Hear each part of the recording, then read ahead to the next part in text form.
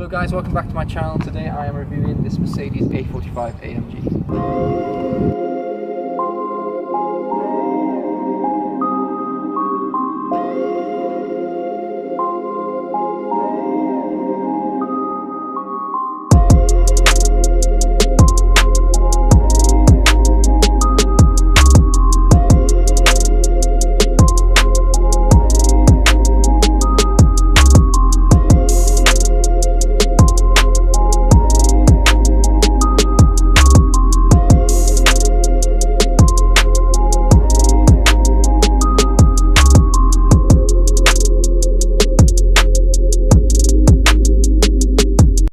Right guys, so we're just going to have a look around the car now. So what is the A45 AMG? So it's basically the sports version of Mercedes entry-level range of the A-Series. It's got 360 horsepower standard, produced from a 2-litre 4-cylinder engine, turbocharged. So what you get, sort of AMG Brembo, well I think they're Brembo brakes with obviously drilled and vented discs, sort of black mirrors. AMG styling here and on the rims themselves, badging. This one has got the AMG Sports exhaust itself, which is really cool. Sounds amazing. Really quiet normally when you're driven normally, but obviously when you put it into sports mode it crackles and pops, which really gets you going. It's pretty cool. Inside have these stunning bucket seats, half leather, half suede, with red stitching. Again, red seat belts which match contrasted stitching, and then the seats. This is a sort of format Texas 4-wheel drive, and it's got the flappy paddle F1 system as well. So again, like I said, once you put it in sports mode then you can use the paddles and things.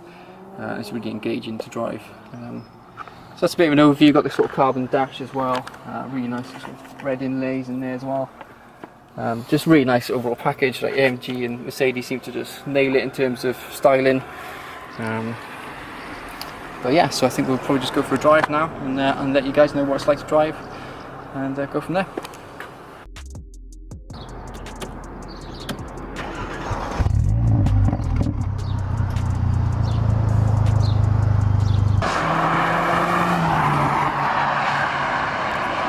So you now join me in the car. So we're just going to go for a quick drive and tell you guys what it's like to drive. So this is Chris, by the way, who's my cameraman for the day. He's a good mate basically from school and stuff, so yeah, we go back quite far, don't we? A bit too far probably. So yeah, so what I've noticed so far is that it's extremely quick, and as you can tell, fairly loud, the exhaust. But I find that the feel is not quite there. Like, it's almost too easy to drive. It's like a computer game almost.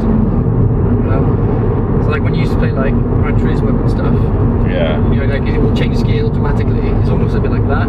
Quite nice to have a gear stick to kind of use to move like, around. I don't know. I think I prefer manual, but like personally, that's like personal preference, because you get more of like driver feel and it's more engaging. But I mean, this is extremely quick. Like I said before, 360 horsepower, and it puts it down through a 4-wheel drive system. So therefore, you know that you're never really going to sort of lose grip as such. You know, it's not like a sort of BMW 135i where you can put your foot down and it may sort of kick out every now and again. You know, this is pretty crazy, really. I think the good thing is like you're a bit forced into your seat when you put your foot down, like it pushes you back in. Yeah, kind of know you're going somewhere. Yeah, you still get that. Yeah, you still get that feel, but like you put your foot down and you just keep going through the gear. Obviously, the gears are changing in the background, and before you know it, you're doing like 100 miles an hour, or whatever, isn't it? It's like it's just silly. Yeah, but no, so far I'm really impressed. I mean, the quality of the cabin is like just stunning. Like what you expect from Mercedes, isn't it, really? You know, it's not really sort of hard plastic. I mean, the center console bit here is a bit hard, like sort of hard plastic. But the carbon look is quite nice. Yeah, it's quite a cool look. You're not a big fan of like the red around the no, it kind of just sticks out a little bit. Like most of the cabin is like the black and silver finish, and then you've got just a bit of red thrown in. Yeah. Because it matches like the stitching and the... Yeah, and the red belts and stuff. Yeah. No, I mean, I can see why they've done it. Like I said, it's contrasted and it matches all the stitching, the seats and things. But yeah, I mean, it does stick out a bit. I think you might want to look at like options if you're ever going to buy it, pick it up brand new, like options on to buy it kind of thing. Yeah. Other than that, like drive feel really good. You sit really low. These seats are amazing. They're really hugging. Half suede, half leather. You really feel like you're sort of connected to the ground as such. Vision's pretty good. Wing mirrors are really good, really big and stuff. Get a nice feel for like the steering wheel as well. Yeah, the steering wheel's really nice. It's a flat bottom steering wheel with like a stainless steel finish on it. Paddles are stainless steel as well. Like so you can drop down gear like now and again and again, and it just goes and goes and goes, doesn't it? Obviously, I've got it in sports mode at the moment. So what sports mode does, it tightens everything out. The suspension tightens up. The throttle response is a lot sort of instant, and the gears hold on. So you can change them manually like I just did then, but you can also just leave the system to it yourself, and they'll change gears at sort of roughly, well, red line almost, pretty much. So it does really hold on to the gears, you know, as if you were sort of doing it yourself anyway. So I'm really impressed with the system itself. Like I said, the four-wheel drive system doesn't move, doesn't budge, put your foot down, just goes like a rocket. Yeah, so far really impressed. I mean, I've looked at these before. I've been tempted to get one, but then I'm also a very big sort of Audi RS3 fan as well, so which are also on the same bracket and the same price as well.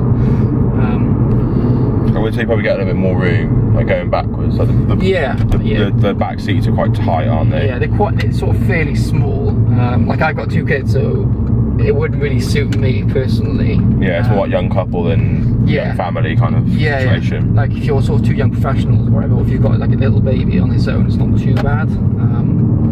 If you've got sort of any more than 2 kids or whatever, it'd be quite a nice like city car, and then like a tourer on the weekend. Yeah. I mean, it does. I think it returns on average between sort of 30 and 40, depending, you know, if you haven't got a heavy foot. So it's not too bad really, considering, you know, it's a 2-litre 4-cylinder engine. Like I said, 360 horsepower. So when you combine all those things together, it's actually not bad at all. No. You know, you stick it in normal drive, and you can just, like say, cruise on the motorway. I think you kind of always know what you're getting when you're buying a Merc. You kind of know it's well made, nice interior, and it normally goes. Especially if it's for the AMG branch. Yeah, definitely. There's crackle. So you haven't really got to work for it to get to crackle. Like I said, it goes up to sort of red line. If I just drop it down a few gears now. That's 3. But it won't drop down any lower, so that is a good thing as well. It overrides it, so if you're sort of going too fast, it will not drop down any lower. You can then sort of boot it as such. And it'll crackle now. There you go. It's awesome. Thank you. So on Audi they call it the SG5. I don't know whether it's a similar sort of thing. Obviously the SG is the Audi sort of version of a semi-automatic gearbox. So I know, but it's really cool. Yeah, I really like it.